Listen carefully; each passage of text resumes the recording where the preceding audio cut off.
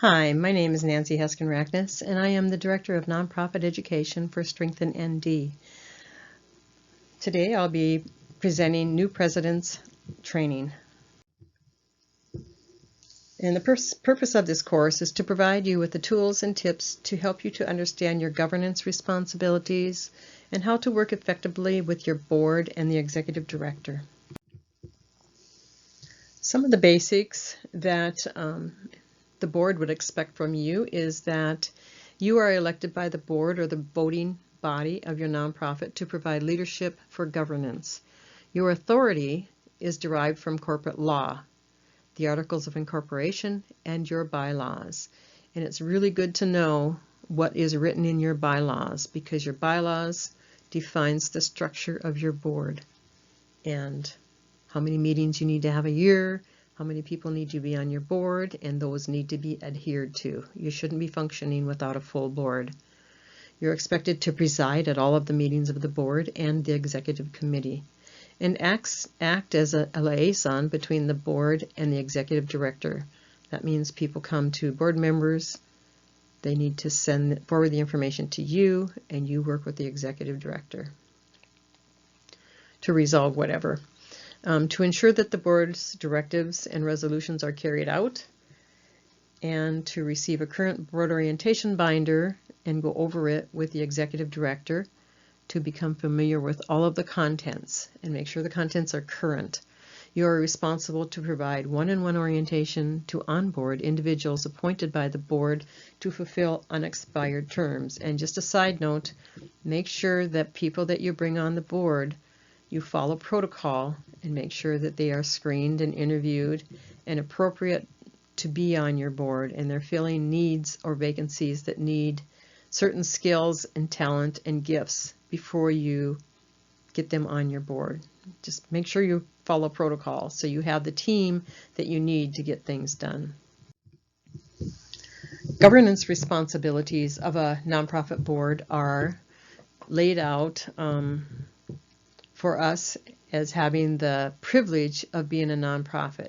So duty of care is a legal responsibility, making informed decisions, reading board packets ahead of time, knowing what's in them, and understanding all of the things that would affect that decision before it is made.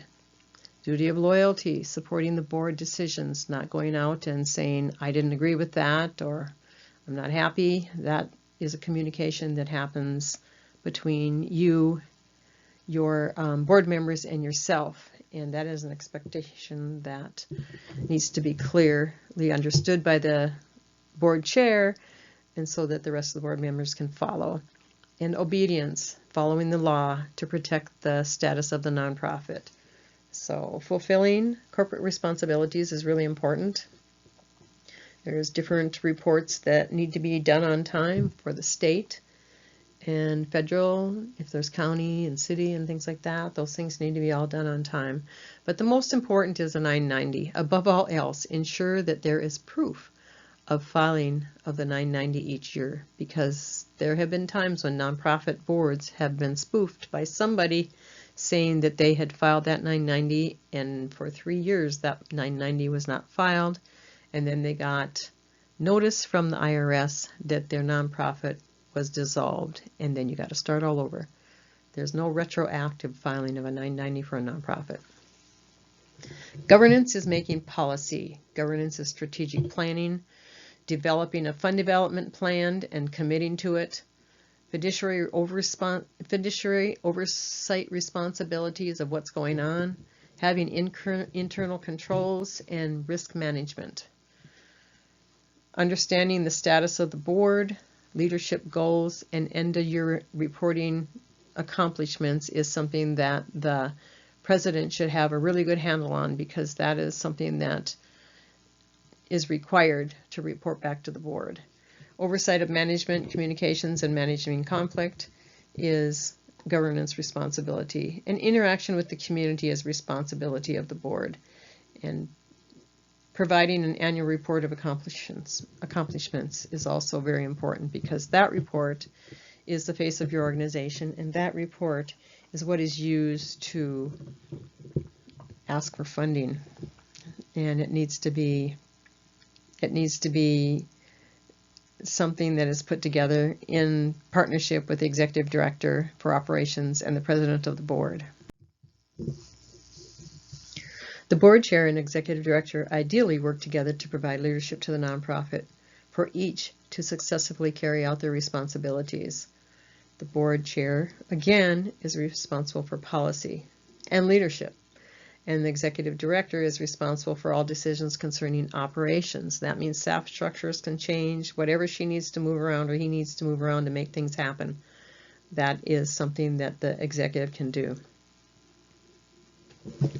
So I just kind of outlined a little bit. The chair and the board provide the policies that the executive implements to carry out the following. Risk management policy is developed by the board, and then the staff can give input, and it is adhered to by everyone. Financial policies are really important.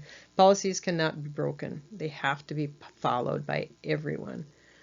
The approved operating budget is a policy. It's put together by staff and approved by the board. The development plan is a policy as passed by the board, and the board works with the executive to open doors for funding. And that can be a massive plan.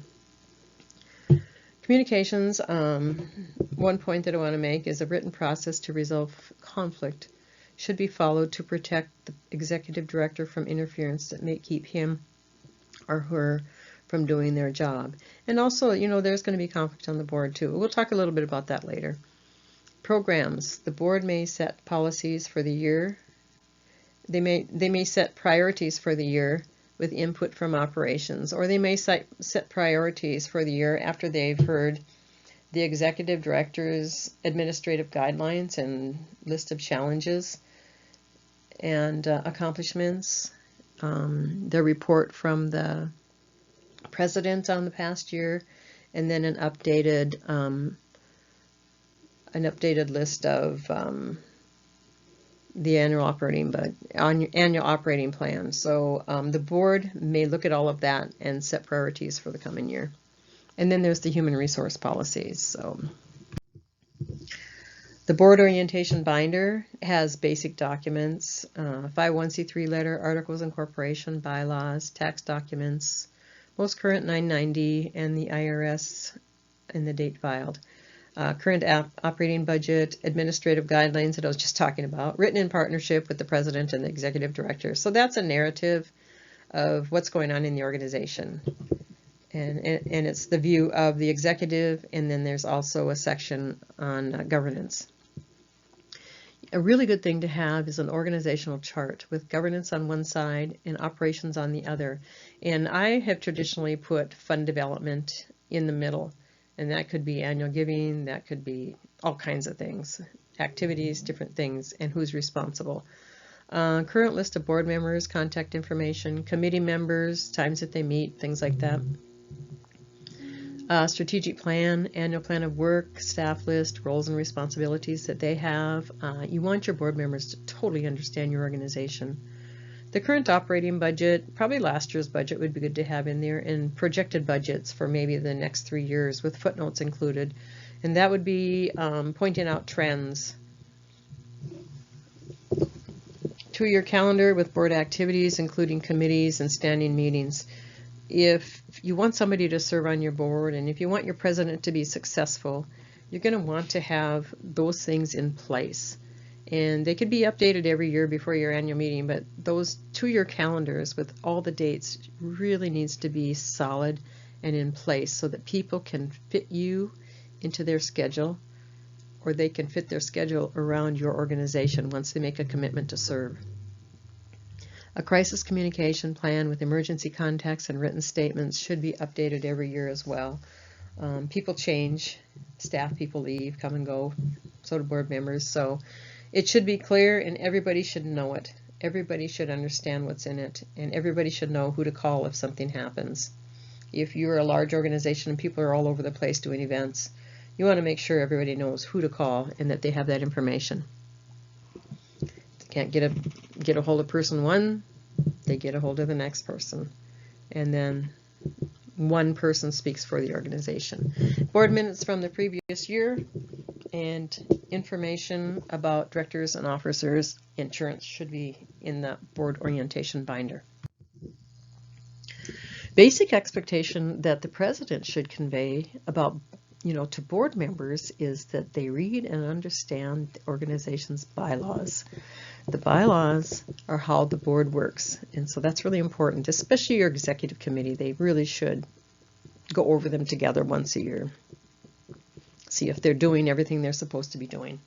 Read and understand the financial statements and the audit reports, and so understand how the money comes in, how the money goes out, and I would suggest understanding how to compare monthly or quarterly financial statements to see cash flow and if it's the same as it was last year and what the differences are. So they really should have 2 years of statements, quarterly statements, to be able to compare.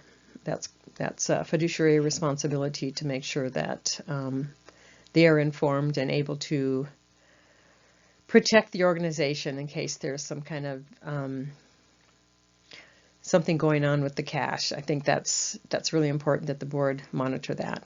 Read and understand all policies and procedures, especially personnel policies and procedures. Contribute financially to the nonprofit at least once a year and be engaged in the work of the board. Don't be a passive board member. Expect everybody to be engaged and doing something.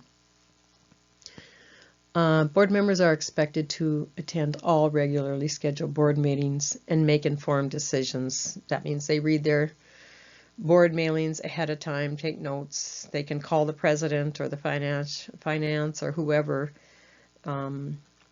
did any kind of a report in that packet and get more information if they need to, especially if there's a decision that's going to be made about spending money.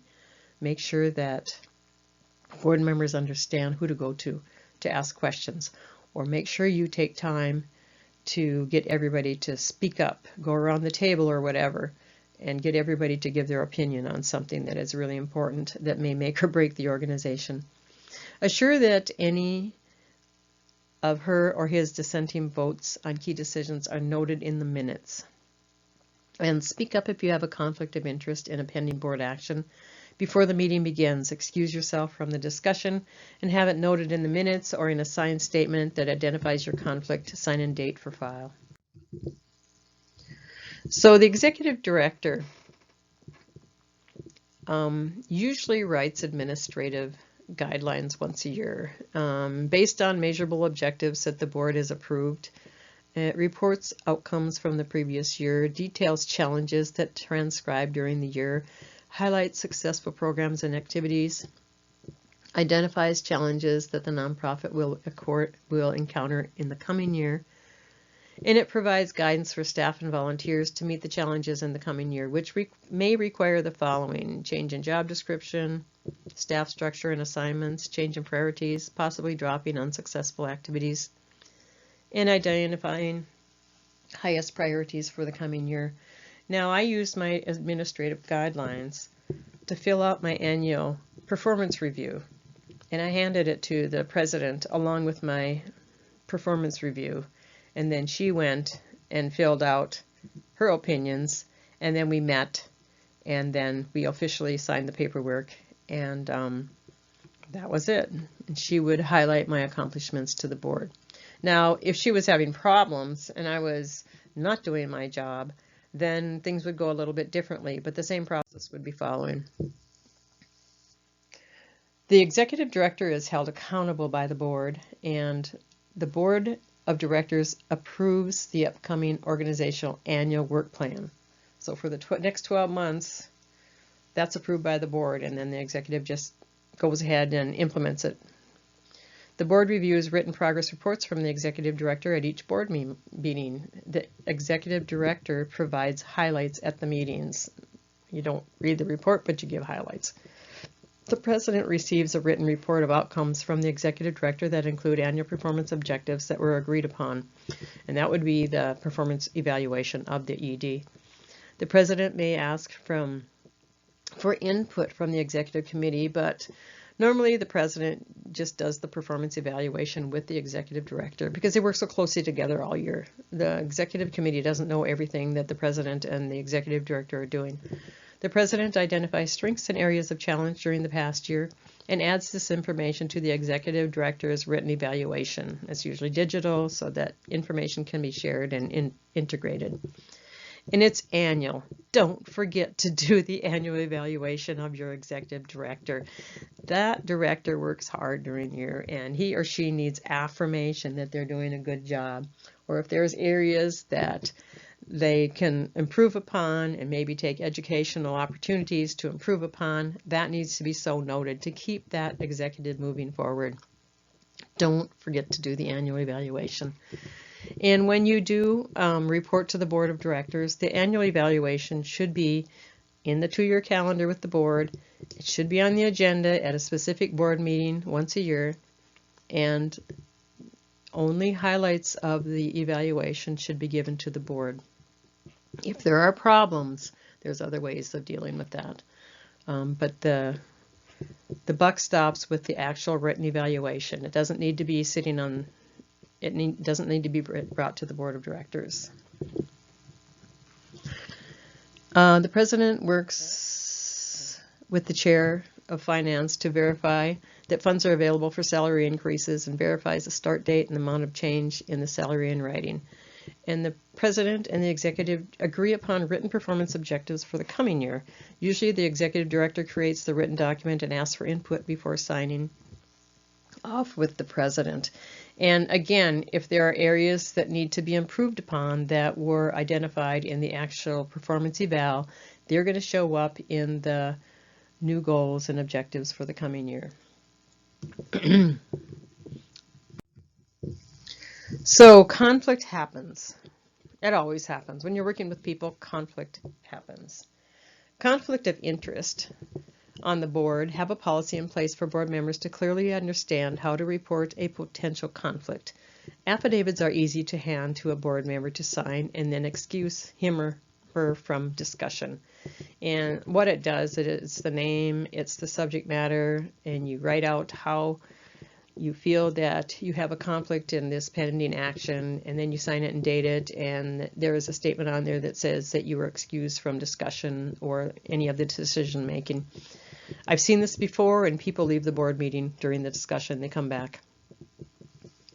And it is something that is a nonprofit law. It needs to be done, and it needs to be on file. Signed and dated. Everything needs to be signed and dated. Conflict between board members. The board chair can meet with each of both to discuss the conflict away from the board meeting. And if there's a hot discussion going on and there's some conflict going on and everybody's sitting there looking at you, the board chair is the person that needs to stop it and say, I'll meet with you after the meeting. Usually if the conflict is great enough, an individual will resign or be asked to resign if things cannot be worked out. But those things shouldn't happen at board meetings. People's time is so valuable and they just don't want to hear it.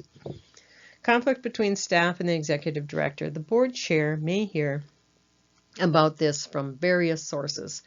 All board members should maintain confidentially and forward the information to the chair to follow up with.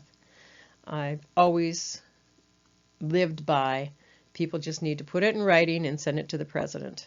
They don't need to be calling all the board members and doing things like that, because every once in a while there will be a hiccup and somebody just complains, or there may be something wrong that needs to be fixed. The chair shall maintain confidentially whenever possible when investigating and reporting back to the board. And if the board needs to know, it might be a simple little thing that can just be resolved. But a common practice and a good practice is that the complaint about the executive director would go to the board chair in writing. The board chair would look at it and meet with the executive director, find out all the details, and then respond in writing. If the individual is not happy, then there's a grievance that they can file, and then there's another process for that. And I think grievance procedures are standard. You can go out on the internet and find the same procedure, and it's so easy. And so that would be the next step if you couldn't get something resolved. Some organizations serve people who seem to like reporting any and all dissatisfaction that they have with the organization to the board or the board president. A policy and a process for filing a grievance should be in place to process complaints that cannot be resolved. Once a recommendation and a decision has been made by a grievance task group, the decision stands. And, the person can either fall in or be so disgusted and leave. But you got to get back on the mission and the vision of the organization. You cannot be spending your time working out conflict with people. It doesn't mean you don't listen. If you listen, that's 90% of the solution. So make sure people are heard. Enough about that. Preparing for board meetings. The chair develops the meeting agenda with input from the executive committee and the executive director. The chair receives all written reports ahead of time and in time to distribute them to the board of directors for review. Prior to the actual meeting, members need to make informed decisions and they need to have time to read the board packet. The chair ensures that there is time for board member consideration of all management reports, audits, financial reports, strategic plans, proposed budgets, major actions of the board, etc. It's good to put together a timeline to ensure that the important discussions take place. The secretary of the board or other officer may offer to keep members on subject and on task by asking for the order of the day. We planted that on our board because once in a while there's one member that'll talk all day. So they would ask for the order of the day and the president would go to the next item on the agenda and the discussion needed to end. Board meetings should be planned well so that they start and end on time. I have learned to put how many minutes it's going to take for each item on the agenda, and people love it. And I would definitely encourage that because it really works.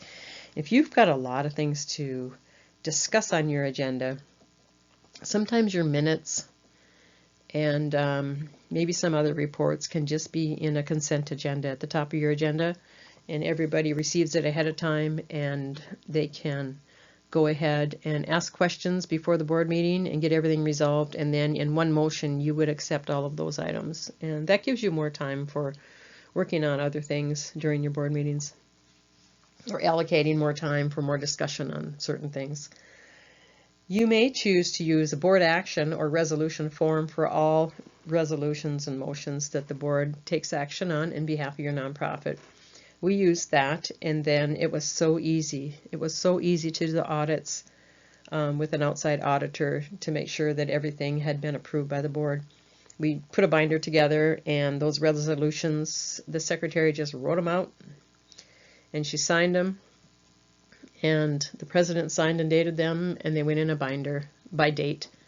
And it was just a great way to keep track of stuff. It was in the minutes too, but the resolution was formalized and tracked that way. So anyhow, it's the best practice. Possible task groups that you would include in your 2-year or 3-year calendar would be a review of funding sources, trends, and how to increase public support. A review of personnel policies to change them to meet what's going on now in today's world. To review salary ranges to see if your pay is competitive. We did that, I think, every 3 years. If you're losing your executive, you're going to have an executive director search group. That would be a task group. Reviewing the bylaws to see if they're being followed in all areas, and review your risk management plan, update to meet current lines of communications. Technology has changed so much and information travels so fast. A strategic planning task group is pretty cumbersome, so at least every 5 years it should be updated with community input. Task groups have a clear assignment or charge as written by the president, with a starting assignment date and an ending date to turn in the final report to the board. The president receives the report in the board packet, and then the chair of the task group reports the findings back to the board at a regularly scheduled meeting. Once the task group is completed, the group is dissolved until the next time it needs to be created for the task that needs to be done. The president is in charge of, has a responsibility to report back to the board and your constituents how things went for the year. So she or he identifies strengths and areas of challenges during the past year. A letter from the president to include accomplishments is always good to use in an annual report, so keep that in mind. And also when presenting to the board, don't be shy about commending star performers. There's people on the board that do outstanding work, and there's also staff that do outstanding work. So, but specifically the board and the volunteers on the board should be commended for taking on projects and doing work to move the organization forward. The chair of the board provides written guidelines in partnership with the executive director to accomplish the work of the board using a board calendar. The guidelines would include all committee chairs and task groups and a written charge that identifies the following: charge to a task group, schedule of meetings, and a deadline for the task group to provide a written report back to the board, schedule of due dates for written reports to be forwarded to the board chair. That would be finance committee and things like that. And then provides development of individual board members and facilitates team building to develop trust for the development of a cohesive functioning board, and ensures that the board of directors fulfills its governance responsibilities. So wrapping that all up into the leadership report back to the board of directors, all of those components are really essential to make things happen on your board. So in final comments, it's all about knowing what needs to be done to move your nonprofit forward, and it's about having trusting relationships with your executive director so that you can help one another reach the ultimate goals of the organization together. It's about being accountable to the IRS to carry out the purpose of your nonprofit status, to protect your organization to continue to maintain the 501c3 status, and to carry out your mission in the community. And it's about building relationships with each of your board members to empower them to act positively in behalf of your organization. And finally, it's about governance and making sure that the operations have the policies and what they need to carry out the activities to accomplish your purpose. Thank you for tuning in today, and for more information about nonprofits best practices, see our website at www.strengthennd.com. We have a YouTube channel where you can view best practices for nonprofits and more to come. And we also have a Facebook page where educational opportunities are announced.